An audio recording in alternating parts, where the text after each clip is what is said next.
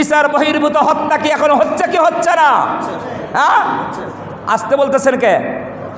হচ্ছে না? এখনো হচ্ছে। গত কয়েকদিন আগে ঢাকা ইউনিভার্সিটিতে একটা পাগল ছেলে, কি ছেলে? পাগল ছেলে, তাকে ভাত খাওয়ায়ে লাঠি পিটা করে তাকে হত্যা করেছে। ঠিক না? এখন বিগত সময় বাদ দেই, অনেকেই বলবেন শুধু বিগত সময়ে বলেন হুজুর, বর্তমান কি নাই? কথা কিন্তু ঠিক, শুধু বিগত সময়ে নয়। আর বিগত বললে শুধু নির্দিষ্ট দল বুঝবেন না, এটাও ভুল কথা। বিগত বলে আমি কিন্তু নির্দিষ্ট দলকে বুঝাই না। আপনার আমার শব্দ ভুল বুঝবেন না। আমার শব্দ হলো ছোট, অর্থ হলো ব্যাপক। শব্দ চয়ন ছোট, অর্থ কি ব্যাপক। বিগত বলতে এই যে গতকাল থেকে যত বিগত আছে, কথা বুঝছেন না বোঝেন নাই?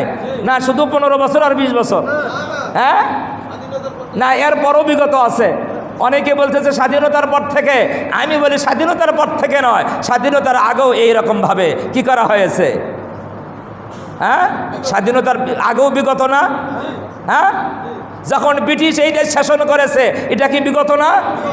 এই ব্রিটিশরা হাজার হাজার আলেমদেরকে গাছের সাথে ফাঁসি দিয়েছে, এটা কি বিগত না? এটা কি বিচার করে করেছে না বিনা বিচারে তারা হত্যা করেছে? তাহলে বিনা বিচারে হত্যার এই অবস্থা, এই পদ্ধতি, এটা শুধু 15 বছরের নয়, এটা বিগত সময় ধরেই এটা আসতেছে। এখন বলবেন বর্তমান সরকারের পতনের, এই বিগত সরকার পতনের পরে বিচার বহির্ভূত হত্যা কি এখন হচ্ছে কি হচ্ছে না? হ্যাঁ, আসতে বলতেছেন কে? হচ্ছে না? এখনো হচ্ছে। গত কয়েকদিন আগে ঢাকা ইউনিভার্সিটিতে একটা পাগল ছেলে, কি ছেলে?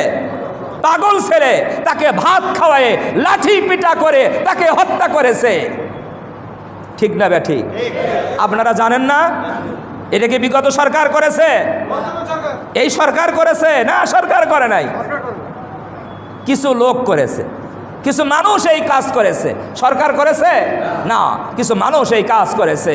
এই কাজ কি সমর্থন করা যায়? এটা কি নবীর আদর্শ হতে পারে? আমি পুরা জাতির কাছে অনুরোধ করব, পুরা জাতির কাছে অনুরোধ করব, আমরা কেউ অন্যায়ভাবে কোনো মানুষকে আইন বহির্ভূত হত্যা করব না। আইন বহির্ভূত হত্যা, বিচার বহির্ভূত কাউকে আমরা হত্যা করব না। কেউ যদি দোষী হয় তাকে আইনের আওতায় তুলে দেব। এবং আইন যারা আইনের যারা কি আছেন, সদস্য আছেন, পুলিশ আছেন, আর্মি আছেন, তাদেরকে অনুরোধ করব, আপনারাও বিচার বহির্ভূত কাউকে হত্যা করবেন না। তাদের জন্য বিচার বহির্ভূত হত্যা জায়েজ আছে না? তারাও আসামি ধরে আইনের আওতায় দিয়ে দিবে। বিচার হবে, কোর্টে বিচার হবে, আদালত বিচার করবে, বিচারক বিচার করবে। সাক্ষী প্রমাণ নিয়ে যদি প্রমাণ হয় এই ব্যক্তি হত্যার যোগ্য, তখন তাকে কি করা হবে? হত্যা করা হবে। এছাড়া হত্যা ইসলামে জায়েজ নাই। বিচার বহির্ভূত হত্যা বন্ধ করতে হবে সর্বদা, সদা সর্বদা, সব সময়ের জন্যই। এটা ইসলাম জায়েজ রাখে নাই। আল্লাহ রসুলের জীবনে এই রকম কোনো ঘটনা কেউ দেখাইতে পারবে না। আমি বলছিলাম অমুসলিম আর মুসলিমের যে হক, এটা কি সমান না কম বেশি আছে? এটা জটিল প্রশ্ন। কিছু ক্ষেত্র আছে যেই ক্ষেত্রে অমুসলিম আর মুসলমানের অধিকার হলো সমান, সমান অধিকার। অমুসলিম আর মুসলমানের অধিকার সমান। বলবেন হুজুর কোন ক্ষেত্রে? অনেক ক্ষেত্র আছে অমুসলিম আর মুসলমানের অধিকার সমান। যেমন একটা উদাহরণ দেই, বিচারের ক্ষেত্রে অমুসলিম আর মুসলমানের অধিকার সমান। কিসের ক্ষেত্রে? বিচারের ক্ষেত্রে একজন অমুসলিম আর মুসলমানের দ্বন্দ্ব হয়েছে, এই দ্বন্দ্বতে আদালতে বিচার হয়েছে, আদালতের বিচারক মুসলমান। এখন সে কি মুসলমানের পক্ষ নিবে না অমুসলিমের পক্ষ নিবে? বলেন। বিচারক নিরপেক্ষ থাকবে। বিচারক মুসলমান হলেও মুসলমানের পক্ষ নিতে পারবে না, বিচারক অমুসলিম হলেও অমুসলিমের পক্ষ নিতে পারবে না। বিচারক থাকবে নিরপেক্ষ, সে সাক্ষী নিয়ে তদন্ত করে যার পক্ষে রায় চলে যায় তার পক্ষেই রায় দিয়ে দিবে।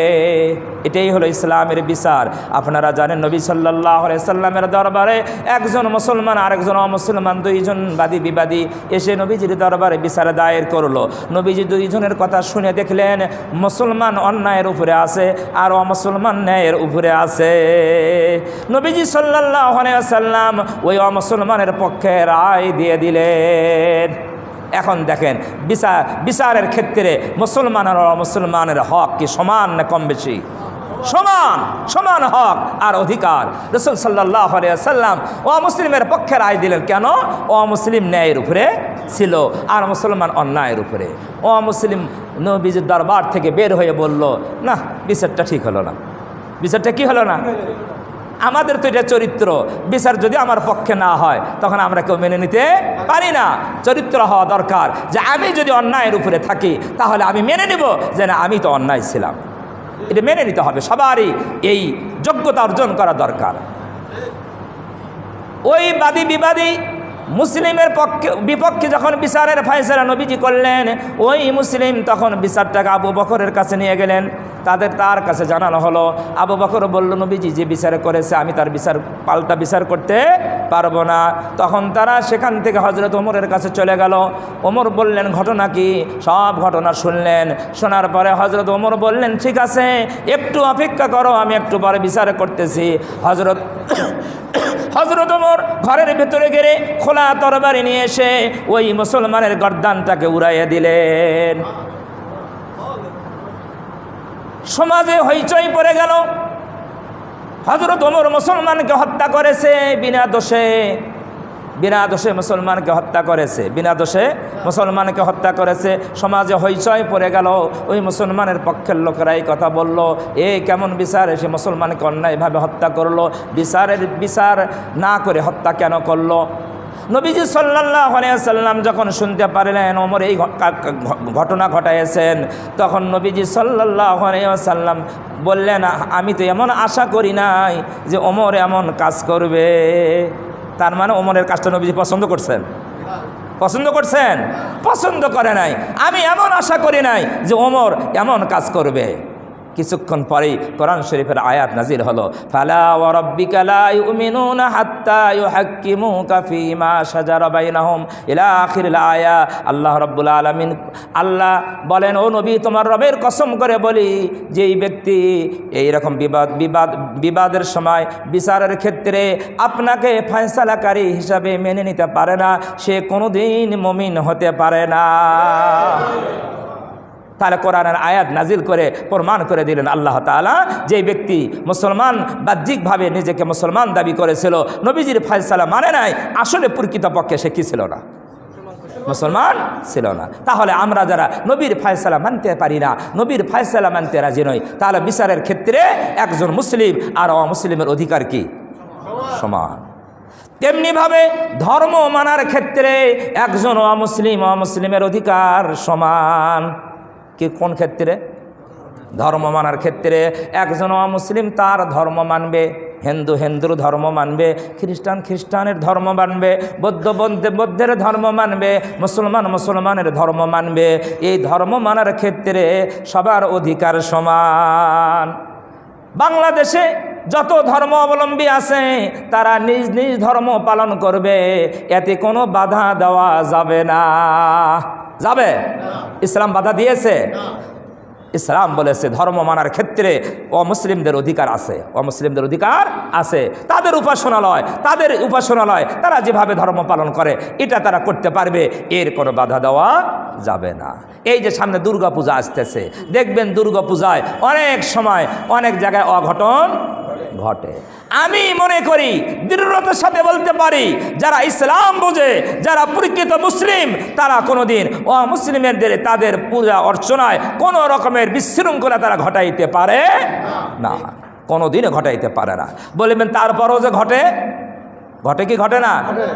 আমি মনে করি এখানে ঘটে দুই কারণে ঘটতে পারে আমার বিবেচনায়। কয় কারণে?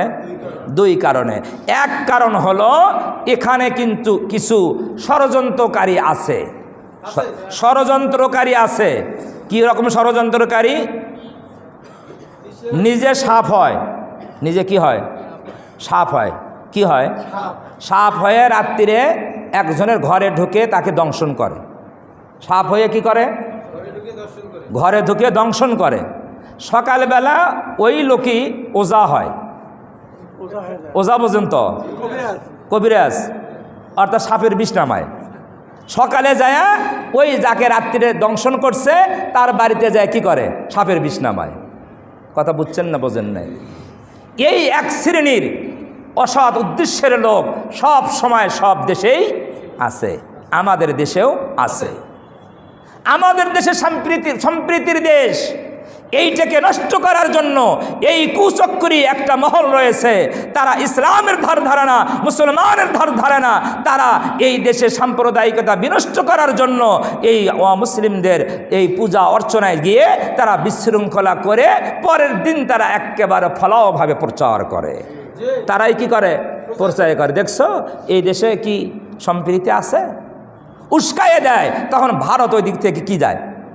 খেপে যায়। হ্যাঁ, এই যে বাংলাদেশে মুসলমান হিন্দুরা কি নেই, শান্তিতে নাই। এই এক শ্রেণীর লোক আছে, এই শ্রেণীর লোকই এই সাম্প্রদায়িকতা নষ্ট করে। আমি বারবার এই কথা বলতে পারি, যারা প্রকৃত মুসলিম, যারা ইসলাম জানে বোঝে, তারা কোনোদিন এই অমুসলিমানের হক নষ্ট করতে পারে না। এই এক শ্রেণীর লোক তারা এটা করে, রাজনৈতিক ইস্যু দ্বার বিশৃঙ্খলা সৃষ্টি করার জন্য এই কাজগুলো করে। তাহলে আমরা যারা ইসলাম বুঝি, আমরা যারা নৈতিকতা বুঝি, আমাদের দায়িত্ব আমাদের সজাগ থাকা। রাজনৈতিক দলের নেতৃবৃন্দকে আমি বলবো, আপনাদের দায়িত্ব সজাগ থাকা, এইরকম অঘটন যেন কোনো দুষ্কৃতিকারীরা ঘটাইতে না পারে। এই এক শ্রেণীর লোক। আরেক শ্রেণীর লোক আছে যারা হলো অতি উৎসাহী। কি অতি উৎসাহী বোঝেন? ধর্মকর্ম বোঝে না, ধর্মকর্ম বোঝে না। মনে করছে আমার দেশ মুসলমানের দেশ, এখানে অমুসলিমের পূজা হবে কেন? ধর্ম বুঝছে? এ ধর্ম বোঝে না। ধর্ম না বুঝে অতি উৎসাহী হয়ে অমুসলিমদের পূজা অর্চনায় বাধা প্রদান করে। এরা ধর্মকর্ম বোঝে না, এরা ইসলামের ধারক বাহক নয়। আপনি কি দেখাইতে পারবেন এই দেশে আলেম ওলামা, যারা বিজ্ঞ আলেম ওলামা, শীর্ষস্থানীয় আলেম ওলামা, তারা কোনোদিন কোনো অমুসলিমের সাথে খারাপ ব্যবহার করছে? আমি বলতে পারি, আমি নিজে, আমি সাধারণ ছোট্ট একটা মানুষ, আমার একটা মাদ্রাসা আছে, একজন রংপুরের একজন হিন্দু, সাধারণ হিন্দু একজন মানুষ মাঝে মধ্যে আমার কাছে আগে যাইতো, আল্লাহর বান্দা মারা গেছে কিনা আমি জানি না, আমার মাদ্রাসায় যাইতো আমার সাথে দেখা করার জন্য। ও বলতো, হুজুর আপনার সাথে দেখা করলে আমাকে ভালো লাগে। কি লাগে? হিন্দু মানুষ, আপনার সাথে দেখা করলে কথা বললে আমাকে ভালো লাগে। আমার মাদ্রাসায় যাইতো, আমি দুপুরবেলায় যাইতো, রাত্রিরে যাইতো, আমি আমার একই দস্তরখানে বসায়, আমার পাশে বসায় তাকে বহুদিন খানা খাওয়াইছি, একই দস্তরখানে বসায়। তাহলে একজন মুসলিম একজন অমুসলিমকে কোনোদিন ঘৃণা করতে পারে না। কথা বুঝে আসছে না? আসে নাই? এই জন্য নবীজি সাল্লাল্লাহু আলাইহি সাল্লামের আদর্শ আমাদের জীবনে বাস্তবায়ন করতে হবে, নবীজির মহব্বত অন্তরে রাখতে হবে। তাহলেই নবীজি যে রহমত, এই রহমত আমরা প্রাপ্ত হব।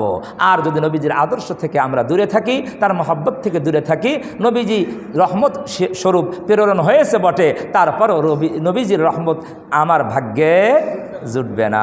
আমি ওই রহমত অনুগ্রহরূপে আমি উপকৃত হতে পারবো না। আল্লাহ সুবহানাহু ওয়া তাআলা আমাদের বোঝার তৌফিক দান করেন। অমুসলিম আর মুসলমানের হক কোন জায়গায় বেশি, কোন জায়গায় কম, যদি মনে থাকে সামনে জুমায় বলবো ইনশাআল্লাহ। আখির দাওয়া।